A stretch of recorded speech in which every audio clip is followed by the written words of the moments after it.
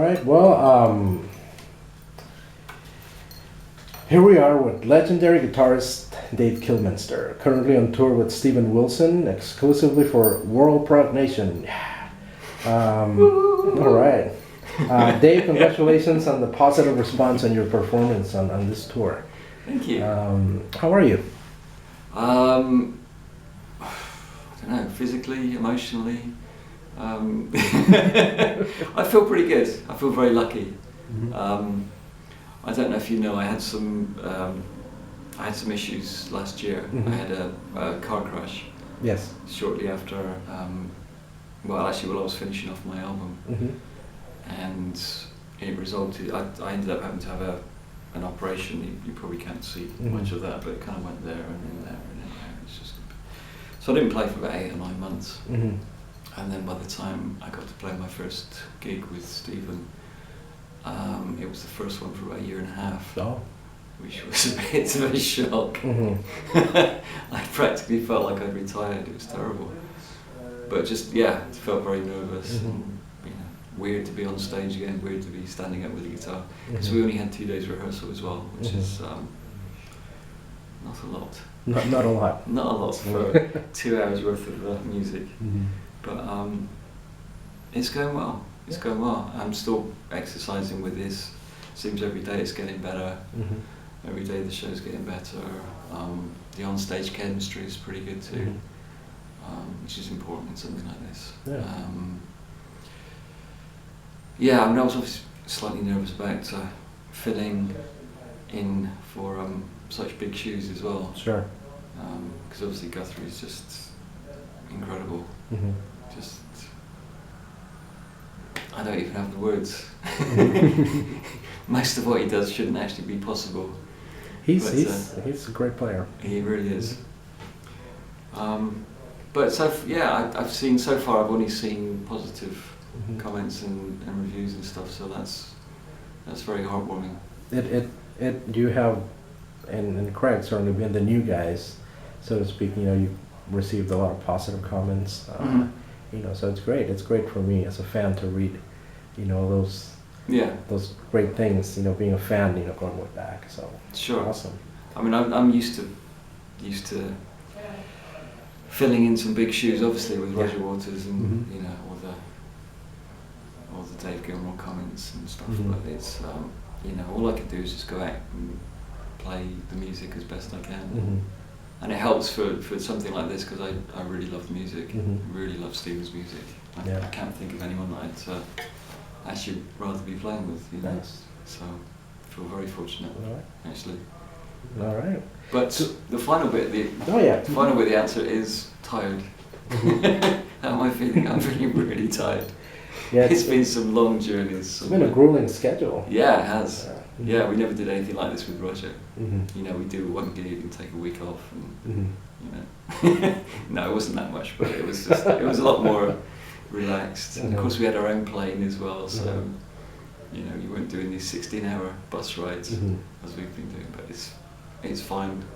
It's been lovely to play this music and to meet the audiences, and just generally.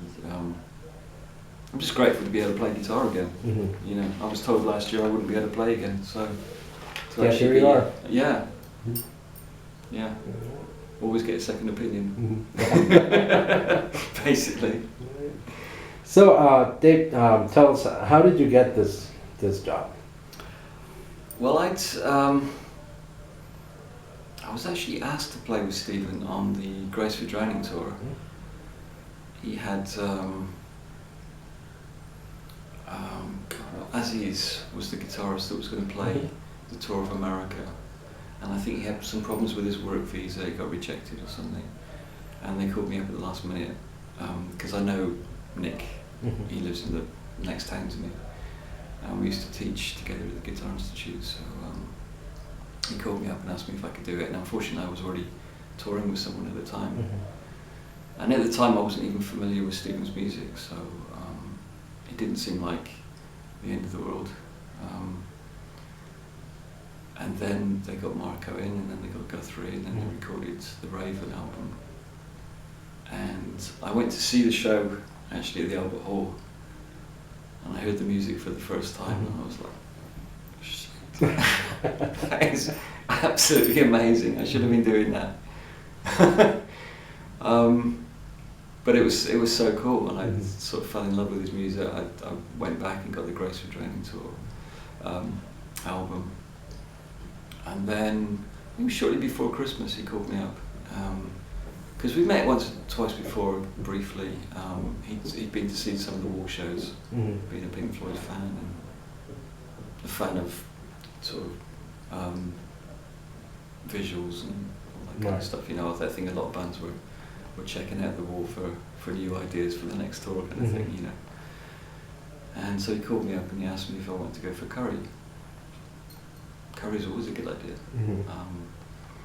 So while we were chatting, he just asked what my availability was this year, because he said Guthrie is committed to doing a lot of stuff with the Aristocrats. Yeah. And would I be able to fill in? And that was actually before my operation as well, so I wasn't even sure whether I'd still be able to play again, but I kind of said yes, I would love to. And fortunately I could just about get my hand back together in time for the rehearsals for the American tour. So that's great. That's how that happened, yeah. Yeah, so I'd probably been playing about 3 weeks before we started rehearsals. So I was still struggling, you know, the technique wasn't back to normal at all, and I really, you need it for this this stuff. If it had been another tour with Roger, it would have been easier. It was like, yeah, whatever. I was just playing with my own cast, it doesn't matter. No, I'm kidding, sorry. Pink Floyd fans again. Hey, this is what Dave said. Yeah. Yeah, actually, Mark and Guthrie, they'll be playing San Francisco in a few weeks. Right, okay. Yeah, you know, the Aristocrats. Yeah.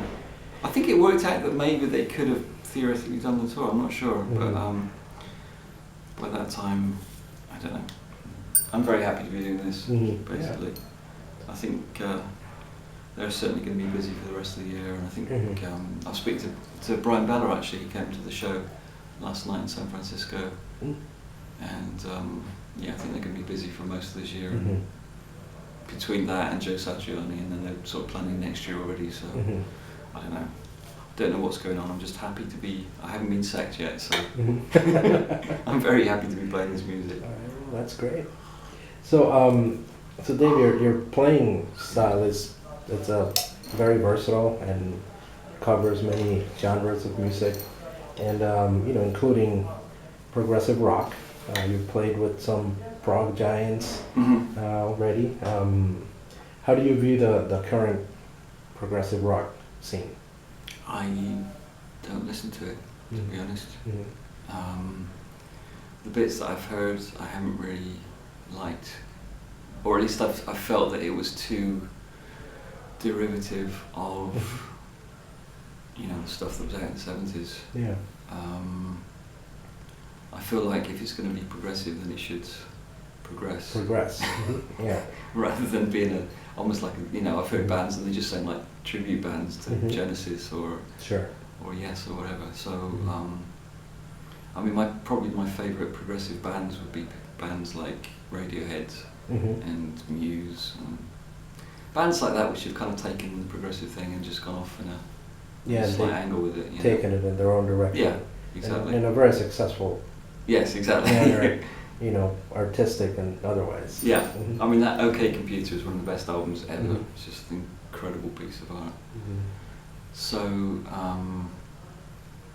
yeah, so I'm really not too up on the current prog bands, and I probably wouldn't have been aware of Stephen's music if it wasn't for Guthrie. But I'm really glad I am, because it's incredible. Yeah. It takes, you know, there's elements of some of that early stuff, but it just sounds fresh and new, and right. Yeah, he's very old school.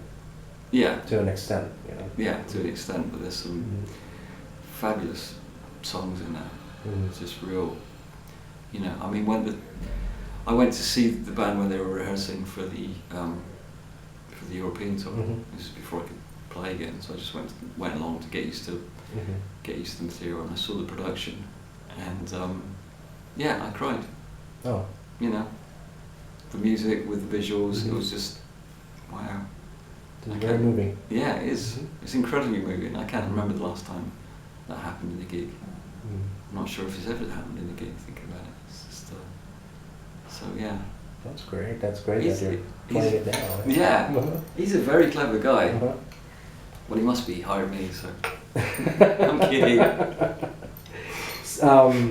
Who are some of your influences? Do you mean musically or guitar playing wise? Musically and guitar playing wise, both. Because musically is more of what interests me. I mean, I didn't start playing guitar because of another guitarist, for example. I think I'm quite unusual in that respect. I think most people see a video of Jimi Hendrix or Yngwie Malmsteen or whatever, and they think, right, that's what I want to do. That's what I'm going to do. Yeah. I never had that. Never had that at all. I was quite happily playing piano, and we just never had one at home, which was a constant source of frustration. So I decided to get a guitar just so that I could make music at home. That was it. Until I got a piano. And the bands that I was listening to at the time were bands like Queen and Led Zeppelin, and bands that they obviously had great guitar playing in, but that wasn't the main focus. It was the songs were the focus. The composing, exactly. The arrangement. The compositions were just incredible. Queen were a huge influence actually. The first sort of 4 or 5 albums. And then I started to get more into guitar players, and I went to see. I hadn't even heard the first album, but I went to see Black Sabbath, and they had a band supporting called Van Halen, who I'd never heard of. So I saw them on the first tour, and all of a sudden I'm watching Eddie, and I'm thinking, wow, okay, I need to practice. Right. But I could see what he was doing. It was like, he's doing that kind of sort of... No, that's not right, yeah. And after a while you just kind of, you can do that kind of, all that sort of, eek.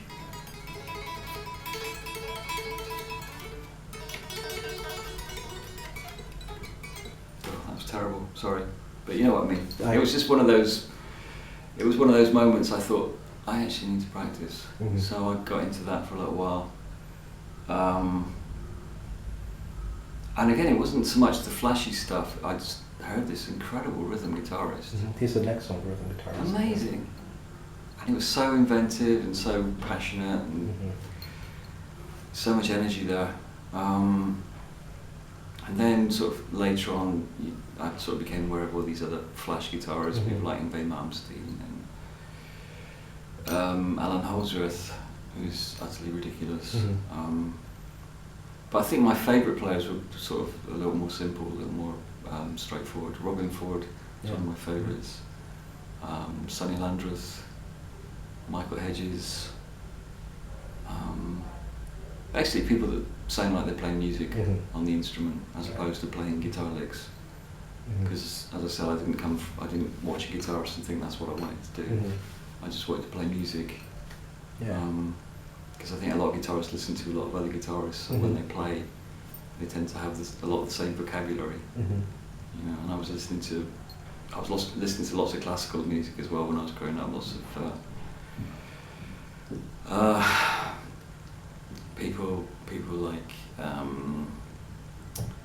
where would we start? Probably Debussy was the main one. Love his compositions. In fact, a lot of the sort of French romantics, the Sartre and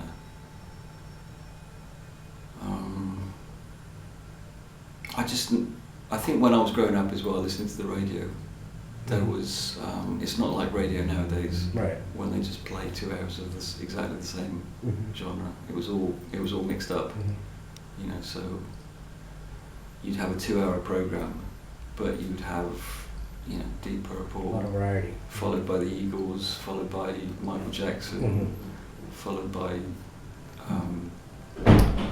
Bob Marley and the Wailers, followed by, it's just everything. And it was all in the same program, and it was all music, and I loved it all. So I I tried not to focus too much on the guitar aspect Mm-hmm. of things, because I knew I just wanted to play music, Mm-hmm. you know, and whatever instrument.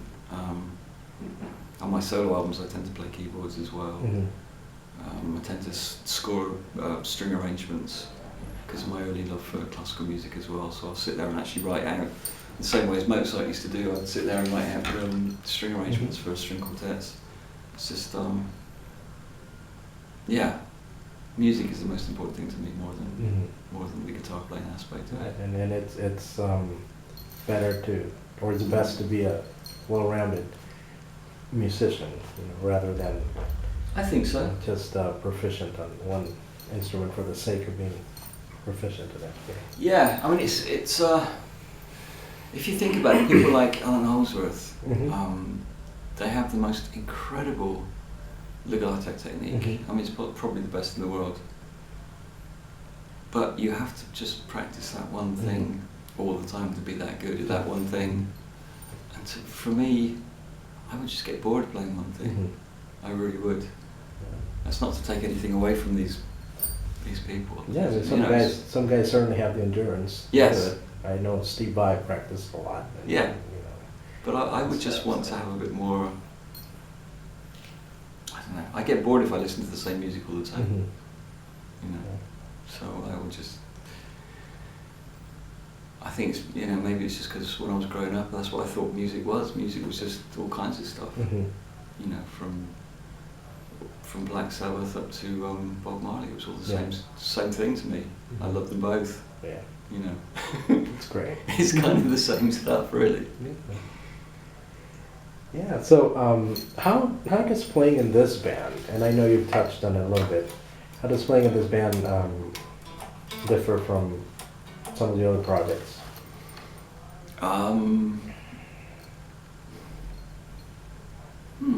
Yeah, I know you've touched on, you know, the musicianship and fans, you know, and everything, and your love of, you know, the whole stage production. Yeah. That.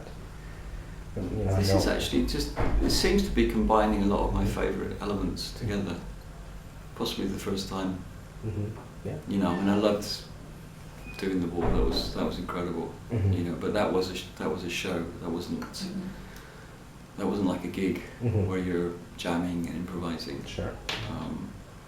And then I loved the stuff with Keith Emerson as well. But that was lots of jamming, lots of improvising, but no kind of real visual aspect to the show as well. And this is just combining all my favourite elements, I think. Can't believe I'm doing it. Yeah. Well, the pictures look amazing. You know, They do. pop up, you know, so. They really do. And obviously Carrie is totally gorgeous. The girl that does this on the video and on the album cover as well. It's very distracting actually sometimes. I'll be taking a break and, you know, maybe Adam's doing the keyboard solo, and I'll just look round and all of a sudden there's this gorgeous woman looking at you. It's like, oh, hello. And then it's like, oh. Yes, exactly. I haven't missed any cues yet, but that's good. It's going to happen. You know it's going to happen. Yeah, it really does. It combines all my favourite elements, I think. Great tunes. You get a chance to improvise. Visuals are amazing. Everyone gets on great, which is really important as well. It is, yeah. You know, it's. In fact, it's so important. I can't even begin to stress how important it is. It's just, you know, it's difficult enough to get two people to get on well, to get married, for example. And with a band, it's kind of like a 4 or 5 people getting married. Yeah. You know, and that's just. You spend all this time together traveling and. Yeah. You know, so. Yeah, but everyone's just so easygoing. I mean, it was like that with Roger actually as well on the last tour. There was 12 of us and everyone just got on great. It was totally relaxed. No egos, no dramas, no. Yeah. Really wasn't, and it's so nice. And I know I've been spoiled in that respect because there's so many bands, even famous bands you kind of hear about, and they've got separate hotels and separate cars, and they only see each other like as they're walking on stage. You know, so what do you want to do that for? It's just, you know, I don't know. It doesn't make sense to me, but. Yeah. Well, that's great. I'm very happy that this is all coming together for you. So what are your future plans after this tour? Well, we have some festivals Mm-hmm. in July. I think we have August off, although August won't be off because I'll be learning the stuff for the next tour, Mm-hmm. which starts in September. We're going to be adding some different things in, Mm-hmm. and specifically this is for the Royal Albert Hall, because we're playing 2 nights there. Tonight. And I'm not even sure if we're playing the same song on both nights. I think maybe 1, possibly 2, but apart from that it's all new stuff. That's all. Mm-hmm. So just when I thought I kind of When I got all this stuff together, it's like, oh great, Mm-hmm. another 2 hours of stuff to learn, fantastic. No, but it's great, so I'll be doing that. September, I'm not sure what's happening through the rest of the year at the moment. I would like to do another album, Mm-hmm. you know, because the last one went really well. And I had loads more music that I wanted to record. So maybe I'll do that. I'd like a holiday at the moment. Mm-hmm. That's Time off is nice, yeah. That's the main thing. Maybe I'll go away in October when we finish the tour. Mm-hmm. Just sit on the beach for a couple of weeks. Because that tends to be the time when I write music as well. Mm-hmm. Yeah. When I'm away from all the... I can't write when I'm travelling, or even when I'm home. It's difficult sometimes because there's always the distractions of... Yeah, you need to have a Being setting that's ideal. Yes, Uh-huh. yes. To come up with Preferably, good stuff. yeah. Preferably miles away from anywhere. Yeah. No distractions, no Wi-Fi, no internet, no kind Yeah. of, you know. I don't even know how people practice anymore. Mm-hmm. You know, because obviously when I was practicing, there was no mobile phones or internet or any of that stuff. Mm-hmm. There was just me and a record player. Yeah. And I used to sit down and put the record player on and try and play along and work things out, and then keep going over the same bit, keep lifting the needle and trying to find the same bit, and then eventually you start getting frustrated, you just nudge it, Mm-hmm. just poke it, and then you end up with big scratches on the record, but you don't care because you've worked out that piece that you wanted to work out. Yeah, no. Rockman for me it is now. Just like headphones, Rockman. headphones and, Uh-huh. you know. I think you were younger than me. Mm-hmm. Yes. No, I was old school. I had the record player. I had the record player that went at 16 as well. Mm-hmm. Yeah, right. One of those slowed down for the Yeah. solos. Yeah, that's exactly what I did. Yeah. It sounds horrible. Mm-hmm. And then okay, sit down and work it out. It's great. Hours of fun. Yeah. But I don't know whether I would do that now. Mm-hmm. If I was growing up now playing, I don't know if I would, you know, because there's just so much distraction. Yeah. Everywhere. Yeah. Yeah, people are just kind of walking around looking at their phones all the time, and it's Bummed each other. yeah, it's really odd. Mm-hmm.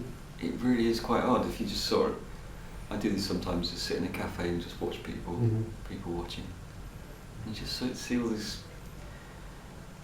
It's like the Midwich Cuckoos or Village of the Damned or something. It's so odd. Yeah. It's so odd. I don't know where it's all going. Mm-hmm. Well, I do know where it's all going. There's very few bands around now, Mm-hmm. or really good bands. And it's kind of nice for me being older that I've seen. I saw Led Zeppelin with Oh wow. John Bonham, and I saw Van Halen when they first came out, and I saw all these great acts. Mm. I saw Rush on their Farewell to Kings tour.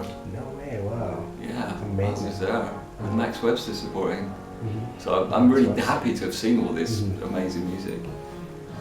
But I don't know where it's going now. Mhm. Actually. Well, it's I can tell you it's still going. There's still- I know kids will be here at this concert tonight Right. and saying, wow, it's all these guys, amazing show.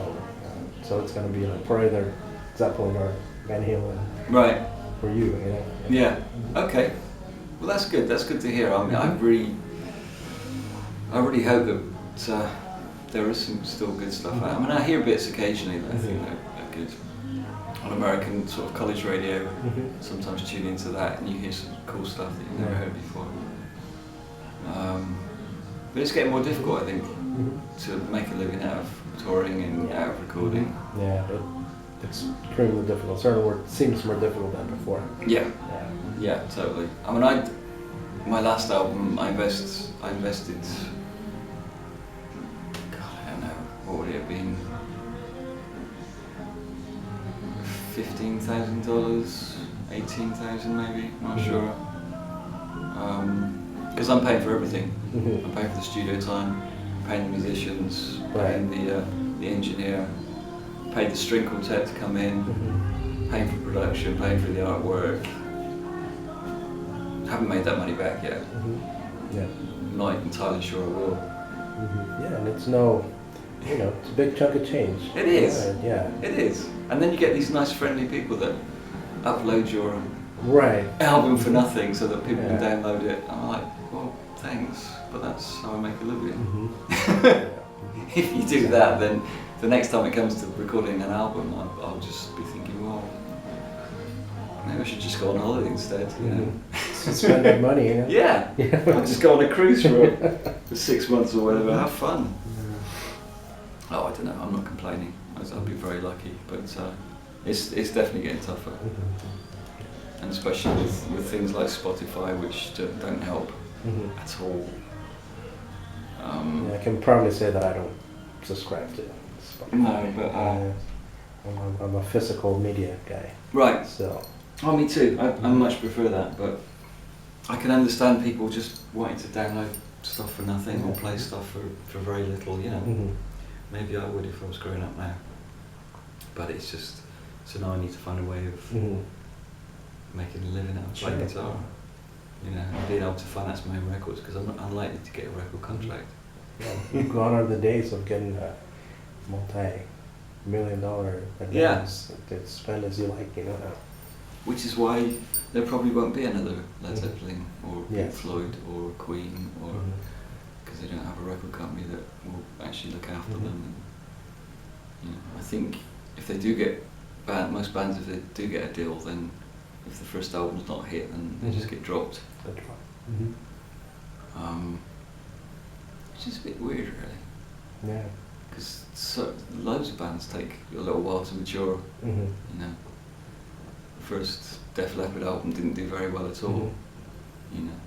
It took them sort of 3 or 4, and then all of a sudden they're selling Just billions. exploded, yeah. Yeah. Mhm. So sorry, I don't know why we got into this. It's the age of instant gratification. Yes. Yeah, in all things. Yeah. No patience anymore. Mhm. So I don't know whether. I don't know. It's interesting to see where it's all going, I guess. Yeah. I just feel very lucky to be still doing this Yeah. and still doing stuff that I actually love. Mhm. I haven't had to resort to playing in playing at Butlins or Yeah. some sort of holiday camp, Mhm. dressing up in a suit, playing Lady in Red or Right. maybe next year, we'll see. Quite a sight, though. That's for sure. It's one of my nightmares, actually, to be fair. Yeah, it might happen, but Let's hope not. let's hope not. Well, Dave, thank you so much for taking the time. What would you like to say to your fans and I would like to World say, Prog-Nation? buy my album, please, so I can afford to buy another, make another one.